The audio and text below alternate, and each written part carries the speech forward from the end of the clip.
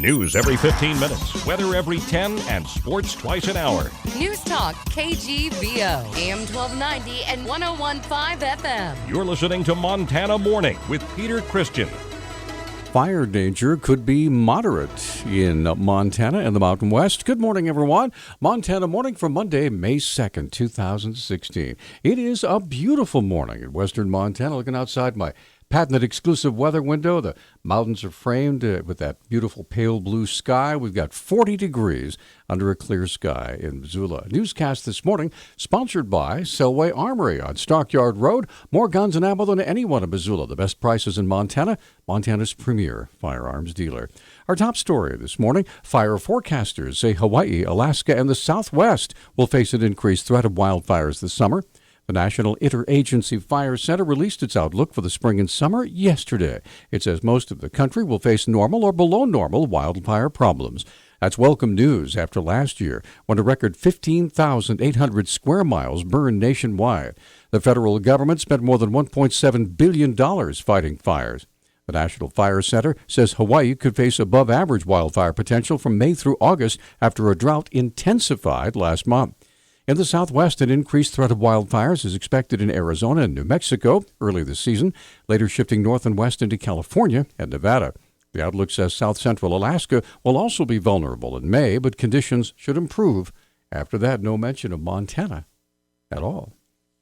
The Montana Board of Crime Control recently updated its incident-based reporting system database with the December crime totals from last year. Now, with the full year in review, some startling statistics begin to appear. At first glance, the most shocking is a 1,000% increase in crime at the University of Montana. However, UM Chief of Police Marty Ludeman said the percentage is skewed. We report these crime statistics to the state of Montana, and basically it's pulled out of our records management system. And last year we had some real software issues that we only reported, I believe, 2 months out of 12. So for 10 months we weren't able to give them any statistics, so that really skews the percentage part for this year. Ludeman said the crime rate has been pretty normal, actually, with just a few upticks. Well, I'd say that, it's held pretty much the same. If we did see some increase, it might be in alcohol and misdemeanor drug things, in our resident halls. Those are pretty consistent, but they stay relatively higher than maybe other populations just due to our age and students and what they choose to participate in. Other Missoula crime statistics were all over the map. The city had an 18% increase in crime, the county a 27% decrease. The Board of Crime Control recently hired a new statistician who will hopefully be able to explain what the crime story really is, hopefully sometime this week. Montana hunters and state officials are debating a map showing more than 18 million acres of land in Montana possibly being used by hunting outfitters. The information provided to Montana Fish, Wildlife, and Parks to make the map shows more than twice as much land as previously reported. The information used to produce the map also noted that it wasn't perfect. An officer for the Montana Board of Outfitters said the information will be updated with details for winter hunting. He says that information will probably be more accurate. Back in April, Ravalli County Sheriff's Deputy Jason Jones and Montana Highway Patrol Trooper Scott Bennett responded to a report of a 26-year-old Missoula woman who was threatening suicide near Sweeney Creek. Ravalli County Sheriff Chris Hoffman tells us more. The deputy and the highway patrol sergeant found the woman sitting at the edge of a sheer cliff. She had a .38 caliber revolver sitting next to her, and she would not let the officers get close to her, but they were able to start a dialogue and maintain that for more than an hour. At one point, the officers were able to create an opportunity to physically intervene in the attempted suicide. They were able to coax her a few feet away from the cliff, and when she sat down away from the gun to contact someone by text messaging, Deputy Jones and Sergeant Bennett saw an opportunity to take her into custody. There was a struggle for the gun. It eventually went off. One of the two told her, "Don't, you might shoot us." She fired the weapon anyway. When the weapon did go off, it went across the canyon or skipped across a rock and across the canyon, but the weapon was discharged very close to Deputy Jones's ear. 24-year-old Kathleen Rocco of Missoula was arrested and charged with criminal and negligent endangerment. Deputy Jones was treated for minor injuries. Authorities say a Kansas man has died after rolling his vehicle down an embankment on Highway 4 in southeastern Montana. The Billings Gazette reports the 69-year-old man, who hasn't been identified, was pronounced dead at the scene south of Lame Deer on Saturday. That accident still under investigation. The University of Montana has hired a new vice president for enrollment and student affairs. He's Thomas Crady, currently the vice president for enrollment management at Gustavus Adolphus College in Minnesota.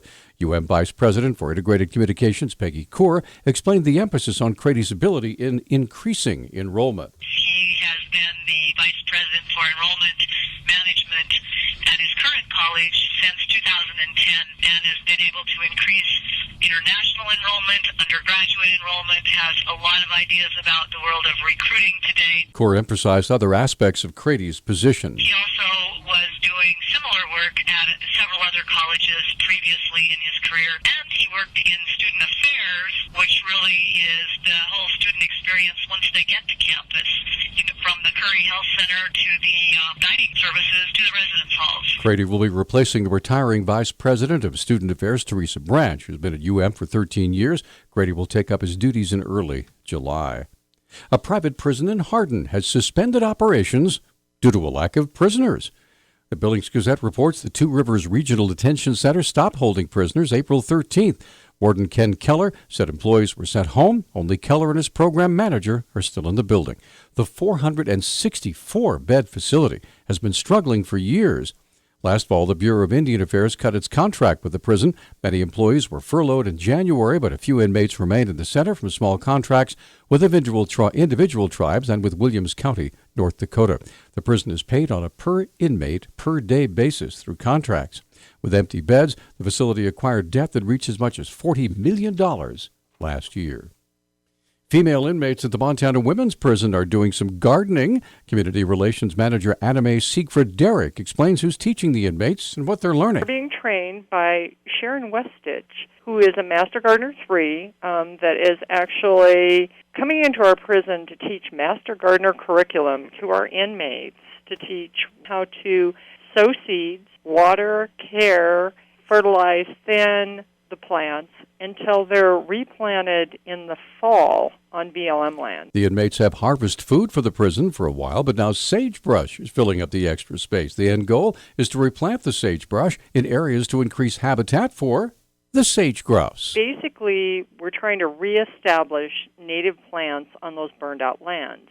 And by growing the sagebrush, we're essentially just giving it a jump start once it goes out in the community. And so we're saving some natural processing time by doing this project. Inmates sowed 25,000 sagebrush seeds in April and will care for the plants over the summer.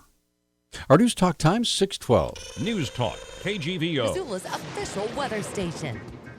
Ample sunshine is expected for the first part of the work week, with our high temperatures warming into the upper 70s and low 80s. We'll bring in around to wet weather and cooler temperatures by Thursday and Friday. I'm meteorologist Brooke Foster for KECI 13.